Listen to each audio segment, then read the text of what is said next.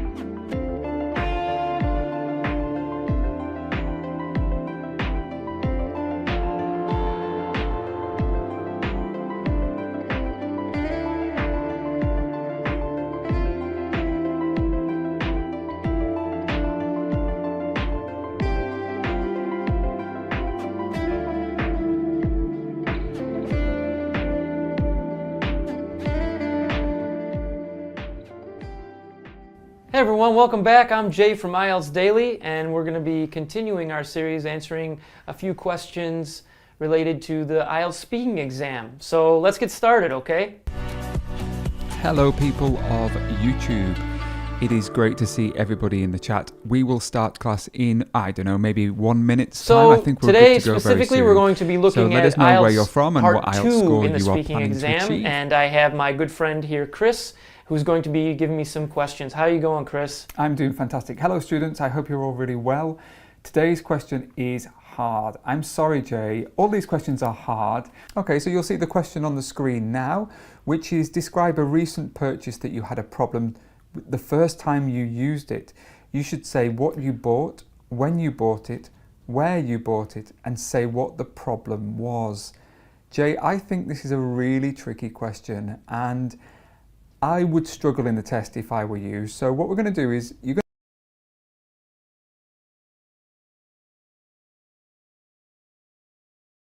I'm going to stop there and say I think for once we are able to start class on time with no technical problems, fingers crossed. It is Wednesday the 17th of April and very warm welcome to IELTS Daily, and we have a special guest this week. We've got the amazing, wonderful Simone from IELTS-Blog. I'm going to put my headphones in. Let's see if Simone is ready and waiting for us. Simone, hello. Let me just see if I can hear you and that we don't have any technical problems this week. Let's see if this is all working. Give me a second. Let's see if Simone can hear us. Hi, Simone. Are you able to hear us, Simone? Let's see. Hi, Simone.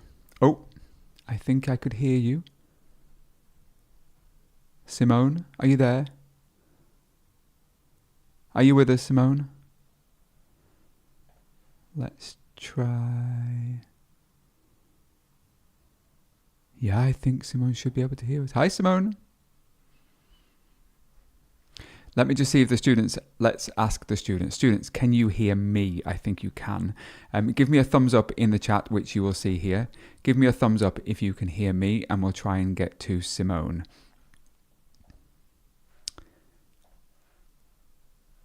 Hey, Simone. Sorry, Chris, I can't hear anything. Let's try again. Oh, now I can hear everything. That was me again. I think the students, let me just 1 second. I think the students, keep talking, Simone.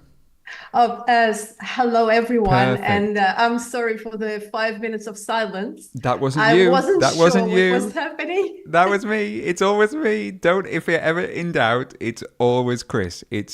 But thankfully this time the technical problem resolved itself very quickly. Yep.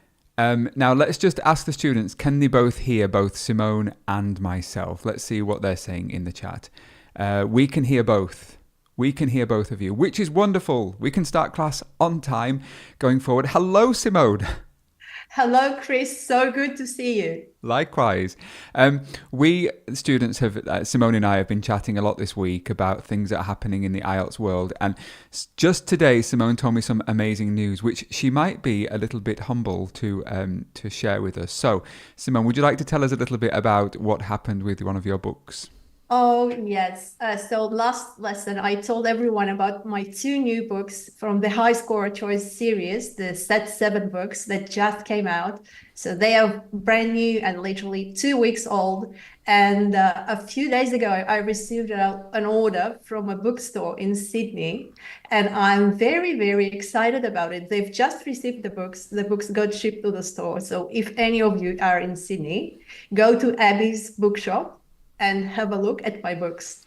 Yes, and if anybody ever sees any of Simone's books, I want you to pick it up, take a selfie and send it over to Simone, because she would be really Yes, great. please. Oh, such a great idea, Chris. Amazing. You're the king of good ideas. I have a friend who's an author, and every time I see her book somewhere in the world, she's quite a famous author, and so if I see a book, I take a picture. So if I'm at the airport or if I'm in the city, I take a picture. What's been happening with you, Simone? Anything exciting? Oh, just a lot of work. Preparing lots of materials for sharing on the blog. Collecting all of those questions that people keep sending, because last Saturday there was an exam and people shared some questions and we posted some of them on the blog, and some are in the process of being posted. So please keep coming back if you want to know what has been asked just recently. Great. Yeah. If you do want to know the most recent questions, IELTS-Blog.com. Is that right? Yep. IELTS-Blog.com. Fantastic. It's really interesting. I have been asking students a lot about when their next test date is, and I've noticed that the majority of people nowadays are still taking paper-based tests. Did you know that? It's so surprising, but it is true. Yeah, it is true. I just assumed that everywhere in the world people were taking computer-delivered tests because of the access and ease. But maybe in some countries the test centers are not set up so that they can handle that many people. Yeah, in many countries they still prefer the paper-based test. Yeah. Without further ado, I think we should probably start today's class. Would you like to share, Simone, what your proposal for today's class was? Well, my proposal was writing. We've covered a lot about writing, and we spoke about writing task 2 in particular. And we completely overlooked writing task 1, but it's maybe not exactly as important as writing task 2, because as you know, writing task 2 carries twice the weight of writing task 1, but still it's 1/3 of your score, and it's really, really important to be prepared for it. And I thought it would be good if Chris and I showed you how to deal with this very specific type of writing, because writing task 1 requires not just writing about it. It requires, first of all, analysis of what you see on the graph. And not many of us are mathematicians. Not many of us are used to working with graphs. And so it's not intuitive and it needs to be taught. So I thought it would be good if Chris and I discussed some ways how you can easily interpret graphs, pie charts, tables, and all of those diagrams that you get in writing task 1. Exactly, and I think I just want to hit home the point that you make about it being, it's important. I genuinely say this to students all the time. Writing task 1 for me is where most students fail. They do not spend enough time understanding what the requirements of the task are. They spend hours and hours and hours preparing themselves for sample questions for writing task 2, and they say, I can't think of any ideas for writing task 2. And when I sit down with them in class and I have discussions about what it means to have a good writing task 1, my experience is that most students do not understand how to score well in the task achievement and the coherence and cohesion section of writing task 1.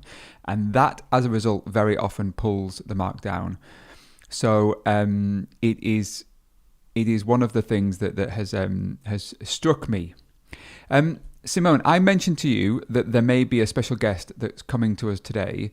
That special guest has just arrived. So let me let this person in. Give me a second. So this person was a little bit late. So let me bring this person in, and I will make sure we speak to this person, because I said that it was really important that we do. Yes. Okay. I would really love to hear from him. Excellent. So this person is called Munir, and he has just arrived. So Simone, I'm just going to mute you for a second, and I'm going to bring Munir to the chat room. Munir, hello. Nice to see you. And I'm going to bring Munir to the You need to listen just on Zoom now, Munir, not on YouTube anymore. Hello, nice to see you. Okay. Hello, Chris. Can you hear me? Yeah, if you can just close down your YouTube. Yeah, I just closed it. Thank you so much.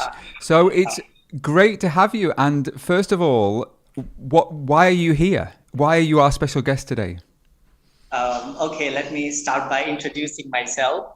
I am Munir. You can call me Munir. I'm from Bangladesh, and recently like 6 or 7 months ago, I've participated in the IELTS exam and got a pretty good score, I guess. Are you being modest? Are you being modest, or tell the students what score you actually got? I got overall I got 7.5. Mm-hmm. In listening I got 8.5. Mm-hmm. In reading I got 7.5.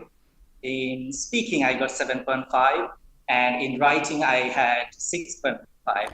Oh, Munir, what happened in writing? The thing is, I wasn't very interested in doing the hard labor in writing because it takes a lot of time. Great. Well, so you've come to share your story. What was your preparation in terms of, like, what did you do for preparing for the test? So what I did was, first of all, I was very confused on what to do.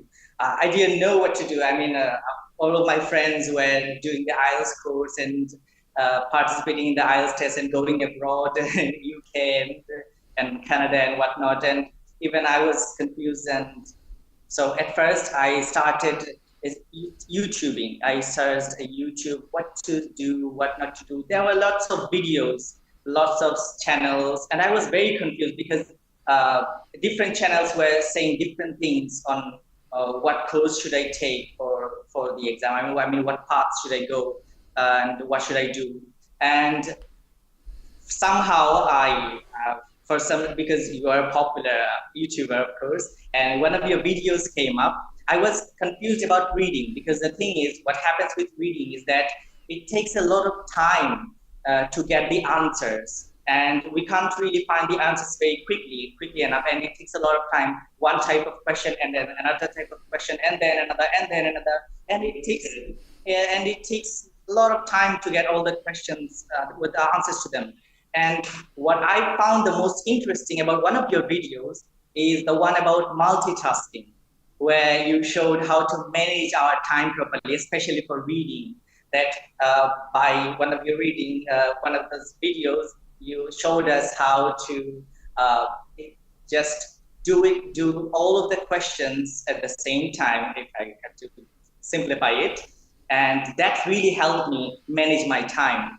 And now, even now, as I'm just a little guy, so in this small part of a small country, and I'm an IELTS instructor from Simone Blog, and I try to teach the same to my students. When they hear this type of, it's a tip, right? A tip for reading. When they hear this tip and they're like, whoa, we never heard of it.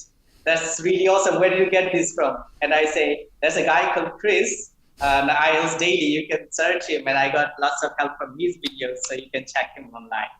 That's very kind of you, Munir. And if for anybody that wants to know what that strategy looks like, the simplest way is to head over to, first of all, you can go to the IELTS Daily website, or you can come to the IELTS Daily app, which is available to download. There's lots of free exercises, lots of free content that you can do on there. But the particular video that Munir is talking about, I'm very proud of it. I made it about 2 years ago, and it's helped thousands of people. And if you look at the comments below under the video, people say like, I jumped from a band 5.5 to a band 8, or I jumped from a band 6.5 to a band 8.5. It is so heartwarming, and I'm just glad that I've been able to help people. Munir, it was a pleasure speaking to you today, and I'm really grateful that you've come along to talk to us. I have a question. Can I ask that? Please. As I teach IELTS, or I mentor them, I don't know what, guide them for IELTS exam. So is there any other special thing besides this multitasking one? Is there any other special thing that I should teach them, or I should say to them regarding IELTS, regarding especially for reading? So reading has, for me, reading has no quick strategy. For those people that talk about reading the first line and the last line and getting the answer, for me that's rubbish. For me, skimming and scanning doesn't work. I'm a native speaker. I've taken the test a number of times. Those strategies do not work for me. The most important thing when I read is I understand the majority of the text. Now, you do not need to understand the hard words when you're reading IELTS text. They're not there to test you on unknown words. They're there to test you on comprehension of the passage. So for me, the tip is don't rush. And the most important thing is do not spend time looking for answers. If you can't find an answer, keep going. Okay, the time is the most valuable thing that you have in the exam. So push yourself forward and come back later if you can't find an answer. Because when you come back, you're going to be in a different headspace, and the answer will probably appear more easily than you were expecting it, or that you if you struggle to find it the first time. So never have the doubt or the don't be frightened of carrying on. Yeah, thank you. Oh, right. I have another question. Can I ask that as well? Please, yeah, 2 minutes. A very quick one. Okay, so I've felt that reading helps us improve our writing and speaking as well. So is there any passages in Cambridge or anything like that which really helps us for reading and for speaking and writing? Comprehension of reading should start from the lowest level. So if you are a low-level speaker, you start with low-level reading passages. I would always recommend read things that you enjoy. Don't spend time reading really hard passages that you think are going to appear in the test. Start by doing things that you enjoy doing, and it makes the learning process much easier. As I said, you don't need to understand hard words in order to answer the IELTS reading questions. You need to understand all the words that are in between, which are the common words in English. So just do reading for things that you enjoy. If you're into sci-fi, read about sci-fi. If you like biographies, read biographies. Just do it at your level, and then you will get better as the more you do. Thank you, Chris. Thank you. My pleasure, so Munir. Take care, and we really appreciate you coming along today. Yeah. Thank you as well. See you later. Simone, how great is it to hear from students who get their score that they want? Oh, it's amazing. It's such an amazing story, and I'm really proud of Munir. I'm sure he is very proud of his own success. I mean, learning a language and then teaching it to others, that's he gets the double benefit, because as they say, whatever you teach, you understand better yourself. Exactly. And we never stop learning, right? Never. I learn something new every day, literally every day. And I teach this to my kids. Fantastic. We were positively interrupted there in a good way, but we should probably push forward in today's class. So the discussion was around writing task 1. Simone has talked about how important it is. I've said that I agree, and I think it's one of the areas that students really struggle with. So what we're going to do, we have challenged each other. This is a challenge for both Simone and I, because in my experience as a teacher, I prefer to be put on the spot so that students can see how hard it is. So what we've done is I have taken 3 types of writing task 1. Okay, Simone has taken 3 types. So maybe bar charts or line charts or pie charts. I've taken 3. I'm going to show them to Simone, and Simone has never seen these before. Simone has sent some to me. I promise, Simone, I haven't looked at them properly. I haven't cheated, so please don't think that I'm cheating. What we're going to do is we're going to put each other on the spot, and this is going to be a brainstorming session that's going to try and replicate what students do in the test. I want to feel like I'm a student, and I want to feel like I'm put under pressure. Does that make sense, Simone? Complete sense. Lots of brainstorming. If we get it wrong, we get it wrong and we talk about it. That's the most important thing, right? Yeah, but promise that you'll help me out. And the same for me to you. Like, I really want to For sure. to be helped. Okay, so let's come over to this page here. And what we're going to do in the writing task 1 is we're trying to pick out the trends. And the trends are going to be important when we talk about our overview. For those people who don't know about overviews, go to the IELTS-Blog website, come to the IELTS Daily website. We have tons of information on how to approach those. And really importantly, sample answers from people that you trust. That's the key thing. Don't assume that all sample answers are good. The other thing that we want to do is identify what key features are coming in the task. So, shall we start, Simone? I think the first one is from you to me. So I'm going to have to do this. It's a hard one. It's a table. Okay. All right. Okay. All right. So the first thing that I notice on here when I look at this is that there's a lot of information. And whenever I do these tasks, I get really daunted if I see a lot of information. And what I'm now teaching students is don't panic. The most important thing is don't worry if there's a lot of information, because it will become obvious as you go through. Okay, so let's have a look at what I see. The first thing that I always do is read the information, and I'll try and zoom in as close and as wide as possible so that everybody can see. It says, the table below shows the change in the number of people engaged in various physical activities between the years 2001 and 2009 in Australia in million people. Okay? Summarize the information by selecting and reporting the main features and make comparisons where relevant.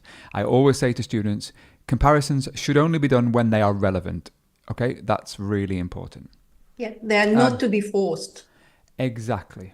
Now, if I can somehow, I don't know if I can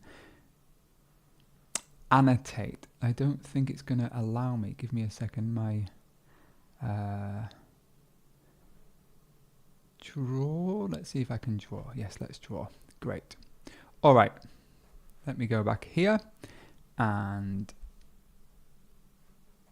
oops. All right, there we go. So the first thing is that I look for key feature, what the task is showing me, which is that, sorry. Here we go. So I've got people engaged in physical activities in Australia. That's the title that I can see. The second thing that I can see is that there is 5 different tasks, okay? Mm-hmm. And there are 3 different years, okay? And what it's saying is they are people engaged. So the percentage of people engaged is what is being shown. And interestingly, it's showing the percent change. Now, I've never seen this before, and I just assume that the percent change is going to be from the first year to the last year, because it doesn't give Yes, any it other is. indication otherwise. Right. Yep. And these numbers in the table, they are people in million people. Yes, yes, you're absolutely right. My bad. Yeah, people in millions of people. Thank you very much. I was reading the wrong thing. Great. So 1.4 million people did running in 2001. 2.2 million people did running in 2009. So that's the first thing that I notice. Now, whenever I do the task like this, I always ask some questions. I say, did it go up or did it go down? All right. And that will help me provide an overview. So what happened with running? Running went up and it went up here. So overall, it went up. Aerobics went up, it went up, and so overall it went up. And this will be reflected in the percentage change. So that will help me, but it's always really useful for me to understand what's happening at any one time. So tennis went up in all cases, and cycling went down between these 2 years and actually went up after the between 2005 2009, but it overall went down. So that's the trend, is that it went down. And swimming went up initially, and overall from the beginning to the end it went down. So what I can see there for my trend and for my main feature of what's happening is that 3 of the activities, these 3, running, aerobics and tennis, they all had an increase in the number of people who did that activity between these 2 years. Okay. What I tend to find from students is they just say something like, there was an upward trend. And I say, that means absolutely nothing to me. I want you to be specific. I want you to tell me what actually happened. Please tell me so that I can imagine as though I don't have the information there. Okay. That's an excellent tip. If you can write a report and without showing the person the actual table or the actual graph, just from reading what you wrote, they can imagine what happened, then you've done a top job. Exactly. Now, the other trend that I can see is that 2 of the sports went down. So we can say that 3 of the activities, running, aerobics and tennis, all saw an increase in the number of people who were doing those activities, and cycling and swimming both went down. Now, there is another trend that I can see here, and the other trend is usually around what's the biggest and what's the smallest for me. I often ask that question too. And the other thing that I can see is that cycling, in all of the years that are listed, except actually for 2005. So cycling was the biggest in this one. Swimming was the biggest in this one. Okay. And cycling was the biggest here. So I would very often in my overview refer to the most popular. So the most popular, so cycling was the most popular in 2001 and 2009, and swimming was the most popular in 2005. Okay. You could say something like that cycling was generally very popular in all 3 years. That would be another possible trend that you talked about. But in general, you need to know what happened. So did it go up and did it go down? And also, what was the biggest and what was the smallest? All right. Now, the up-down question is only appropriate if you have a change in time. So if we're only focusing on 1 year, so you might talk about the number of people who were doing a particular activity in 1 year, you can't actually ask the question, did it go up or did it go down? Because you need a time reference. So that would not be a possible question. But in this case, we had 3 years, and it's possible to see that those were the changes. How did I do, Simone? Excellent. Top job. I'm seriously impressed with your skills, and I would not add a single thing to your analysis. What about what about adding that tennis was the least popular in all years? Do you think we could maybe add that if we were looking for something as for addition, if you were maybe looking for words? Well, we could. It's just that I think that this table, the last column that shows the change, it gives us a hint that they want us to describe what happened over time. Yep. So I would take it as that. And it's a good idea to mention the most and the least popular sport in the overview, because it's a feature, it's on there. But when it comes to describing the table, I would group the categories like you did, running, aerobics, and tennis. And I would talk about them in one paragraph. And I would group cycling with swimming, and I would talk about them in a second body paragraph. Fantastic. So I would... this is the interesting point here. I'm just trying to delete all this information. Something that I ask students in terms of grouping information, they say, they might ask me, how do I group it? And I say, well, there is no one best way. Yes. And there's no one fixed way. So Simone has just given a really good possible example, which was grouping the information based on the changes. So you would have a paragraph about these. Is that right, Simone? Yes, I would have my first body paragraph talking about running, aerobics, and tennis.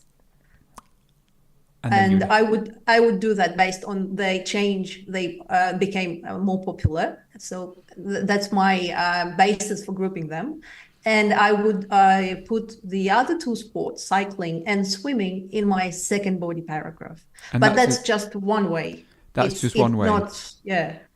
I wonder if any students could tell us if they know of another way. So what I'll do is I'll open up the chat box, see if I've got any students in the chat here. Is there anybody that maybe wants to share what they think could be a different way to group their information? Let's see if they come up with anything. And while they're doing that, shall we have a look at the next one, Simone, which is your job? Okay. Are you nervous? Why not? I am, I must say. I won't lie. Now, I have a bit of a disclaimer here. Now, Simone asked for a line graph, and she said, we won't do a multi piece of information graph. Well, sorry, Simone, I chose one that does have an extra piece of information in there. So just let's have a look. Okay, surprises. Yes, surprises. The graph below shows the total world population as well as the populations of urban and regional areas. I'll hand it over to you. Let me have a look. I'll try and make it larger for me so that I can see. Okay, so the green color shows us the total population of the world. Sorry. The red... There we go. Yeah. The red line shows us the urban population, and the blue line shows us the rural population. So, okay, so we're interested in the total number of people living in the world, how many of them live in cities, and how many of them live in the countryside. Great. Okay, and it would be good if I read the task statement first. The graph below shows the total world population as well as the populations of urban and regional areas. And as usual, summarize the information. Select main features and make comparisons. All right, and what do we have on the axis? If it's too small, it says population in billions. Population in billions. Yes, I can barely see that. My bad. What do we have on this axis X there? I'll zoom in for you. Wait 1 second.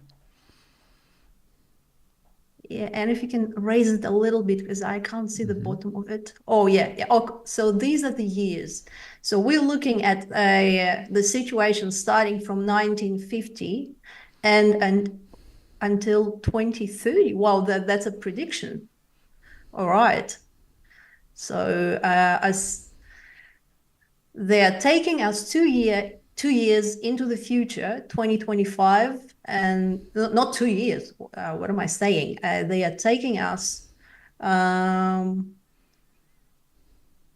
than a decade into the future, and they are predicting what's going to happen. So basically, we can see that it all started with first of all, the most noticeable thing is the population of the world is growing, which is no surprise, right? The second thing that I'm noticing is that at the very beginning, people used to live mostly in the countryside and rural areas. And over time, people moved to cities. So at the very beginning, the population of the cities was much, much lower than population living in the countryside. And around the year 2005 to 2007,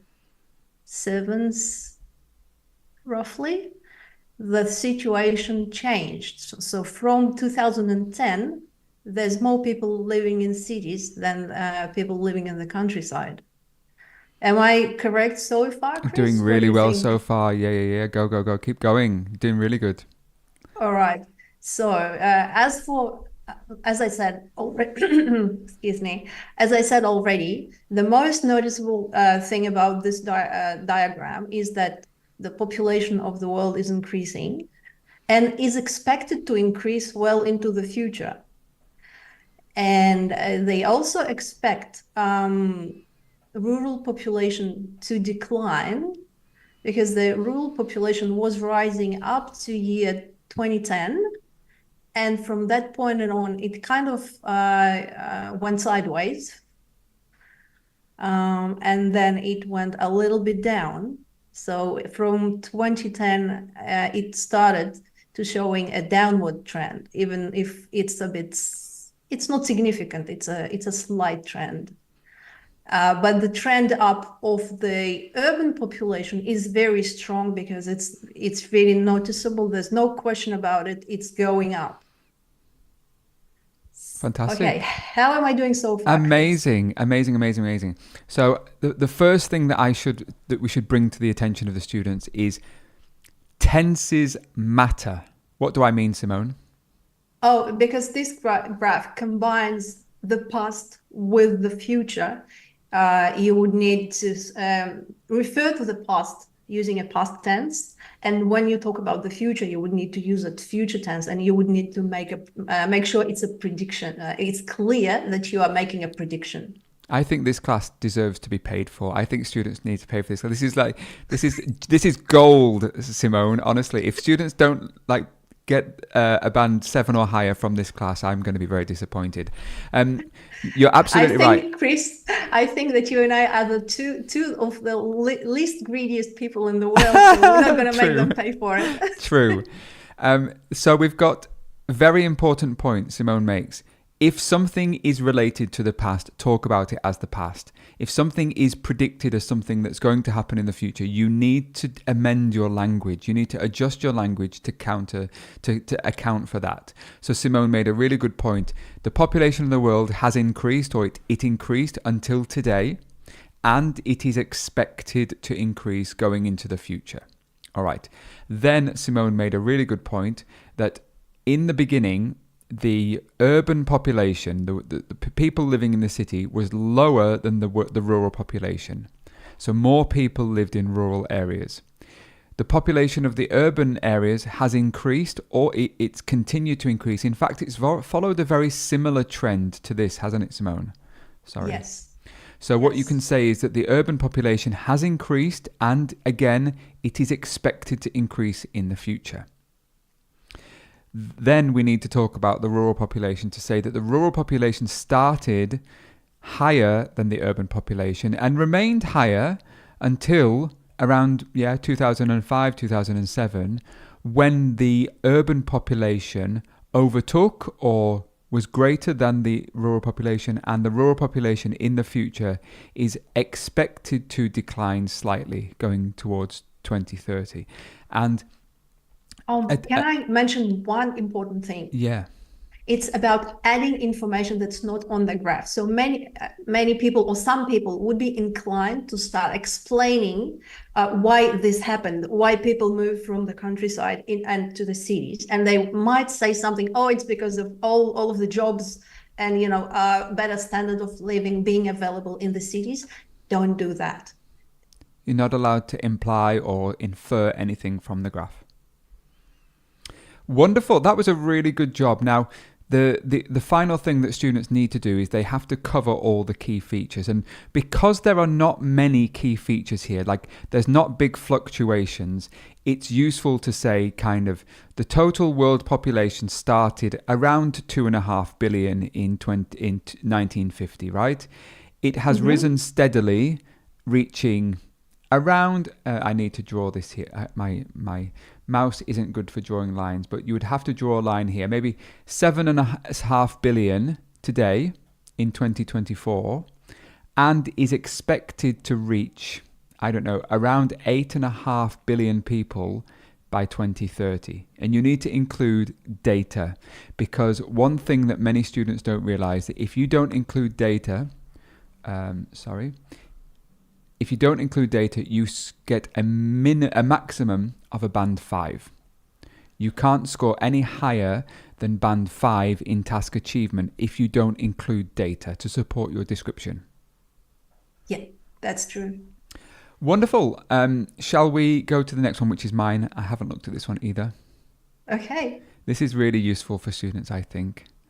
It's a floor plan. Oh gosh. So here's a bit of a secret. I had a floor plan once in a real test and I hated it. I find it, at the time, I really, really hated it because I didn't realize all of the information needs to be covered. And I don't know if you find this, Simone, but the overview in a floor plan or a map can be really hard. Yeah, because you kind of work the other way around. You look at the changes and you see, okay, this moved there, and that, and they got rid of that. But then you have to summarize it, and you do it in the overview, which is before you actually get to write it. Exactly. And you've got to get into the mind of the examiner to think, oh, well, really, what do they want from me? So I might not get this one. I might not do very well on this one because, as I said, floor plans are hard for me. Let me have a look. Don't worry, Chris, I'll help you. Thank you. The plans below show the layout of the ground floor of a school library in 2001 and how it changed as a result of the renovations in 2009.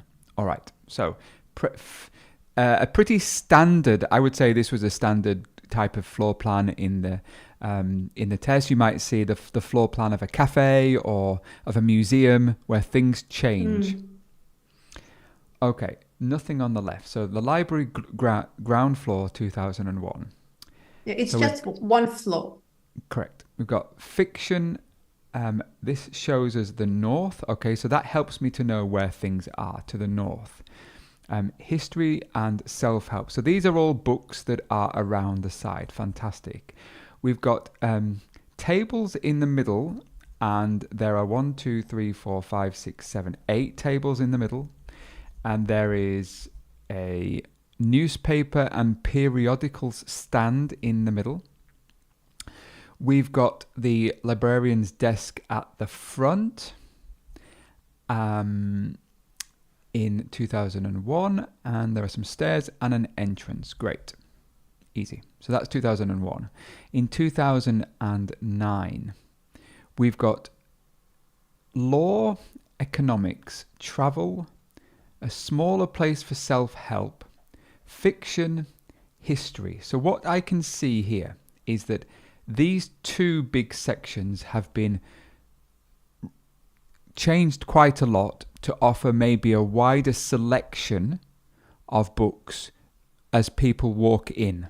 Okay, so the selection of books that people will see when they come in is wider. They don't just have two things. Now the tables have changed. Possibly, I can't tell from this, but it seems like there's more space for people to sit down because this space in the middle is now utilized by longer tables. So we can possibly say that there's more space to study. That's so clever. The newspaper and periodicals section has changed to films and DVDs. So that would say to me that the old printed stuff is no longer important, and some of the new stuff that maybe attracts a younger crowd of people who wanted to see multimedia things is now available. And there's a very important thing at the back, which is the children's area in the north side, which has been given an area maybe where children can sit and read books. Finally, the computers. The computers have been added to. I don't know if there's actually 2 computer workstations there, but again, the whole thing for me is talking about modernization and choice, making the library a more modern place for people, more accessible for people, giving them more options when they come in. So the overview, and this is the hard part that I really struggle with, the overview should not really cover details that you see. You should be covering the stand back and look down and say what's happening. So for me, the spirit of things. The spirit. So, and I'm probably going to get this wrong, but after the renovation, the museum has become a more modern, potentially more accessible place for people, given that there are new computers, options, more space for people to sit down and study. And really for me, it's the options that people have for accessing books. There's a much wider range, a much wider choice of topics, then maybe that's what we could say. How I would word that is putting me under pressure, but is there anything that I'm missing, Simone? Absolutely nothing. As far as I can see, you said that it was modernized, which it was, and you said that it appeals to a younger audience now, which it is, because they've included children, whereas before they didn't have a specialized children's section, and they've included the modern films and DVDs, which appeal to younger people, and computers, which made the library more technologically advanced in a way. Mm-hmm. And a bigger selection of book topics. So I'm sure some you've people covered everything. Thank you. I'm sure some people in here are like, "What the heck are DVDs?" Like some young people in the chat today are like, "What are DVDs?" Great. Well, that for me is hard. Now, in my view, I would have 2 paragraphs when I was doing this writing. I would write a paragraph about what happened before, and I would write a paragraph about the changes. So for me, it's important to list all of these features. I would say everything that I can see, and then I would talk in a second paragraph about what the main changes were in terms of the history section and the self-help section have now been converted into a wider range, including law, economics, travel, and list them. You have to cover those key features. So 2 paragraphs. And it's a very, very, very good way to go about maps and floor plans. As you suggested, first describe what it was like before. And then when you're describing the new configuration of it, you can refer and compare things that used to be in this location, but now they are in a different location, or something that used to be there, but then it got removed. It's a very good way to include those comparisons that you're supposed to include. Exactly. Good. Did I pass? Good. Are you ready for your next one, which is a... Oh, I hate these. I hate pie charts. I really hate them. What about you? Let's see how I do. I'll tell you later. Okay, let's jump to read the question. Okay, so the charts below show the various languages spoken by people living in Canada in the years 2000 and 2021. Great. So what I'll do is I'll make sure that you can see these. I'll move them down so that you can see them in a bigger format. Oh, amazing! Yeah, that's good. That's good. So the various languages spoken by people in Canada in year 2000 were English, French, both French and English, and other languages. Mm-hmm. And let me just put this up here, and I'll make it bigger for you. Okay, and in 2021, we see the same languages, different proportions probably. All right. So in the year 2000, the largest proportion of people spoke French. Now, the second largest spoke other language. Is it other language? No, English. So first French, then English, then both French and English, and the smallest proportion spoke other languages. And now, when we look at the situation in 20 years past, 21, we can see that the majority of people speak both English and French, this is 2021, we're in 2024 now, so they spoke English and French. 28% spoke French only, that's the second largest group. 20% spoke just English, and 14% spoke other languages. All right, so that I think is increased from memory. I will So try it and used make to it. be- You can make it smaller now that I know all the segments. It's fine if you make it smaller. Mhm. Okay, so 11% used to speak other languages, and after that, it increased to 14%. English went from 31 to 20. Both French and English increased. So, but the number of bilingual people increased. The number of French-speaking people decreased from 36 to 28. And that's about it. Okay, so we can see that in the year 2000, the most noticeable proportion was people speaking French. However, by 2021, that changed, and now the most noticeable group is people speaking French and English. All right. Well, I think that pretty much covers it. I would tend to agree. The bit that I would maybe add is that what does it really show you in terms of the single languages, English only and French only, both went down, didn't they? Yes, that's a clever observation. The bilingual and the other languages went up. So I think we can infer from that fewer people now speak only one language. Whereas nowadays people tend to speak more bilingually, two languages or more languages.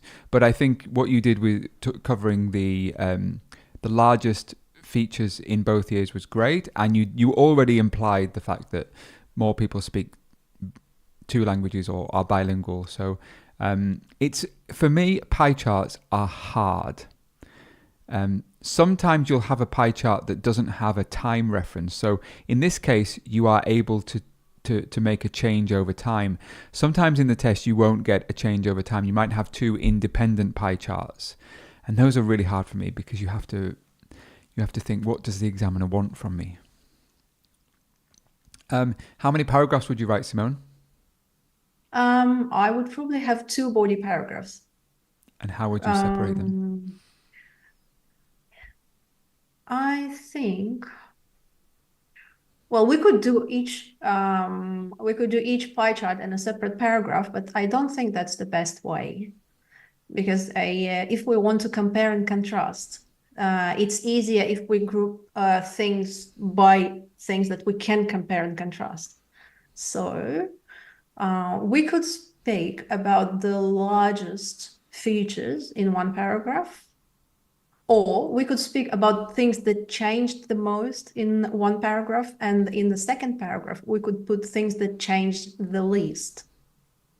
I would say that's, so I would tend, for me, in this case, to go with the easy option, which is to talk about each pie chart individually. And just to say, in my first paragraph, I would say, in 2000, French was the language which most people spoke at 36%, followed by English only, which was at 31%. And then in your second paragraph, you could say things were really different in 2021, as fewer people spoke French, as only 28% people spoke French, and the number of English speakers also, the percentage of English speakers also reduced. But this was kind of offset by the increase in the number of bilingual people. So you're making a comparison in that way, and it allows you to kind of tick everything off so that you know that you've covered everything. Yep, it's a good way as well. Good. Well done, Simone. Good job. Thank you. Let's see what my next one is. I've got another one, which is a bar chart. I told you I hate task 1, especially in 20 minutes. I think task 1's unfairly difficult. In 20 minutes, it's hard. The chart below shows participation of Australian children in certain sport activities outside of school hours. Okay. I can see that the participation of Australian children in sports outside of school hours. Great. So it's the same. We've got boys and girls. Boys are in blue and girls are in green. How many sports are there? We can see swimming, football, netball, basketball, and no sports. So there are actually 5 categories. And does it tell us? I think I've forgotten it already. No year, is that right, Simone? There's no year. Great. No, that's no. fine. That's great. So let's say the following. I'm gonna observe the following.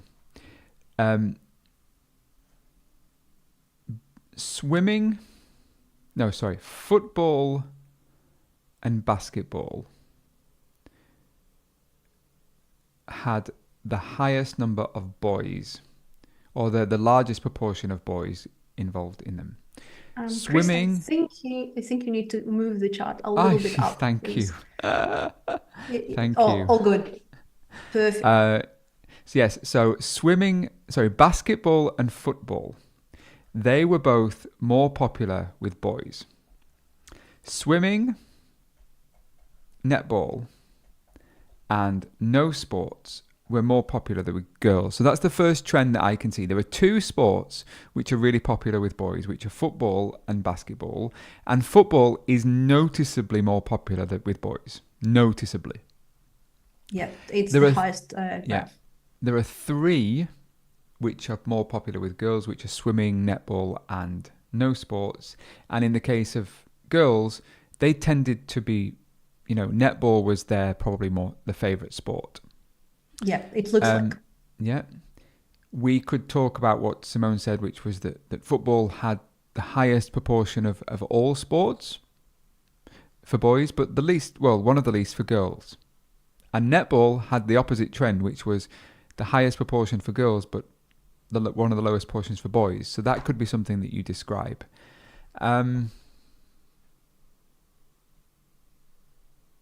Is there anything else that I would talk about here? When there's no change in time, I find it really hard. I find it so hard to find trends when there's no change in time. What else would you include here, Simone? Oh, well, I think you pretty much covered everything. It's now just a question of what we put in the overview and how we describe them in the paragraphs. So in my overview, I would say 2 of the sports, football and basketball, were particularly more popular with boys, whereas the other 3, or the other 2 and no sports, were swimming and netball, were more popular with girls. Then maybe mention the highest for football for boys and netball for girls. Yeah, that's an excellent way. Or we could do something like, we could say that the most popular sport with boys was football, as you mentioned, and with girls it was netball. And we could say that all the other sports, such as swimming, basketball, and no sports, there wasn't a drastic difference in the interest between 2 genders. Good. Yeah, I like that. controversial thing about organizing ideas now, personally, and we've already mentioned, there's no one best way, but I find that if there are two colors in the graph, I would just split them into two colors. Now, a lot of people don't. I just prefer it. So I would talk about, in terms of boys' participation, I would say football was the most popular with 18%, followed by basketball at 12%. Swimming was in like the third most popular sport at 9%, and the remaining two, which were netball and no sports, were not very popular with only 2% and 3% respectively. And then we can move a paragraph to talk about the girls. And by doing it this way, I just know that I cover everything. There's no right or wrong way. You could put them as what Simone said, as the kind of the highest participation rates were in football for boys and netball for girls. The most important thing that you need to know is that you have to cover all the key features, and include data. Yep. We've got 3 minutes. Simone, do you think you can do one in 3 minutes? Oh, I'll try, but I can't promise anything. It's a hard one, this one, I'm sorry. It's a process, and it's a bit complicated. So let's have a look at the question. Which makes it interesting. Okay. Let's see. So the diagram shows how a company called HB Office Recycling recycles unwanted office furniture and equipment from other businesses. All right. So basically, they're in the business of recycling, and how they do it is by they visit businesses to pick up unwanted items. They put them in a van. They take them to the HB Office Recycling headquarters or warehouse or whatever the thing is. And there it gets sorted. And when they're sorting it, they are sorting it into 4 groups, 4 types of furniture. One is priority 1, which is intended for reuse.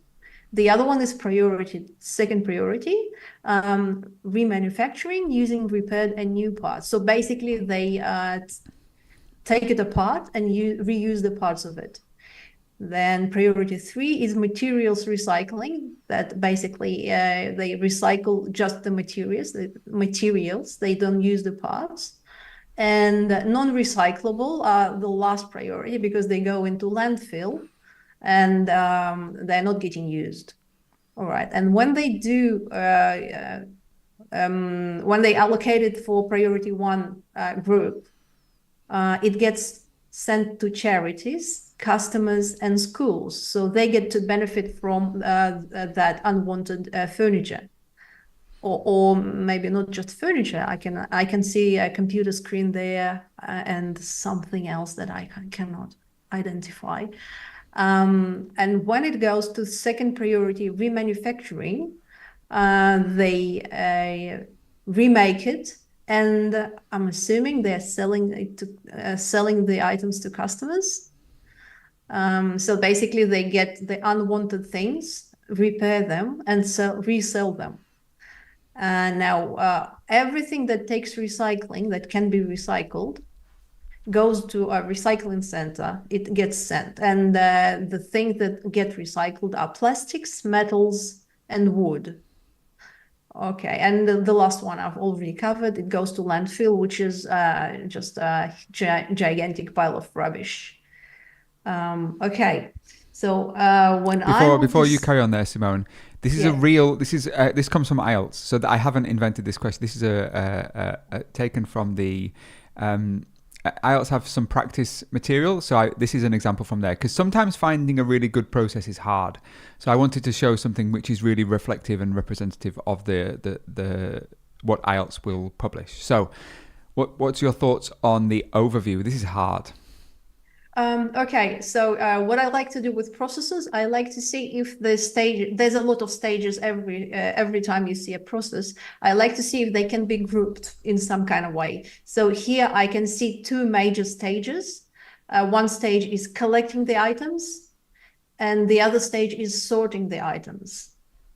And then I really like that idea. Yeah, that's, for me, there are 2 stages: collection and sorting.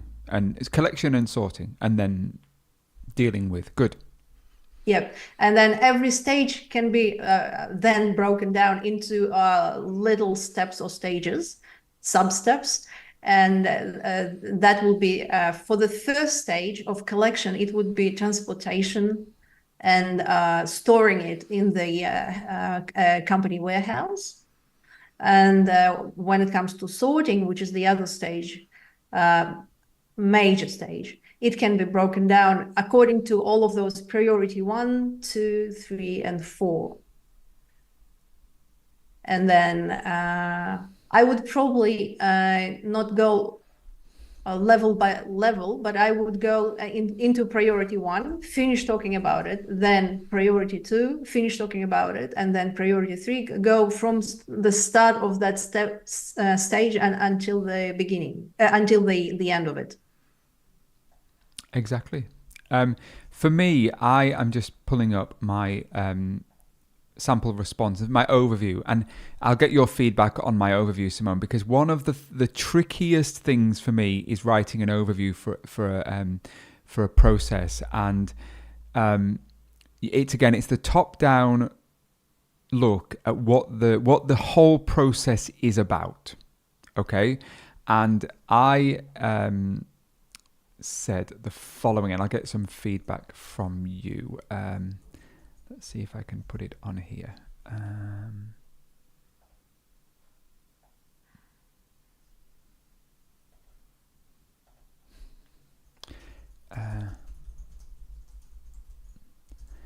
Here we go. I wanted to put that one on there. So overall, the entire recycling process involves 2 stages and allows used furniture to be utilized further. A small proportion of items, however, is unable to be reused or recycled or reused. So the whole process is really about reusing and recycling materials. Is there anything there that I've missed, Simone? In an overview? I don't think so, because you mentioned reuse and you mentioned recycling and you mentioned the non-recyclable items. So that covers the entire graph, I think. Yeah. The diagram. And how would you paragraph and organize your information? Well, I'm just looking at this diagram, and because stage 1 is kind of small and stage 2 is pretty big, I'm just doubting how I would really arrange this, because I would, and if I were to describe just collection, transportation, and storage, it would give me a very small paragraph, body paragraph 1. And then if I were to put everything else in second paragraph, body paragraph, it would make it very large. So I'm just in 2 minds about that. How would you do it, Chris? I actually did it like that, and I see that one of my paragraphs is shorter than the other. There's nothing in the test that says that you have to have paragraphs of equal length. The important part is logical organization, and I do think that writing about this and writing about this is probably the most logical. I appreciate that this paragraph is going to have more information. Now, if you want to see my sample answer, critique it, and want to see what you think, come over to the IELTS Daily app. There it is.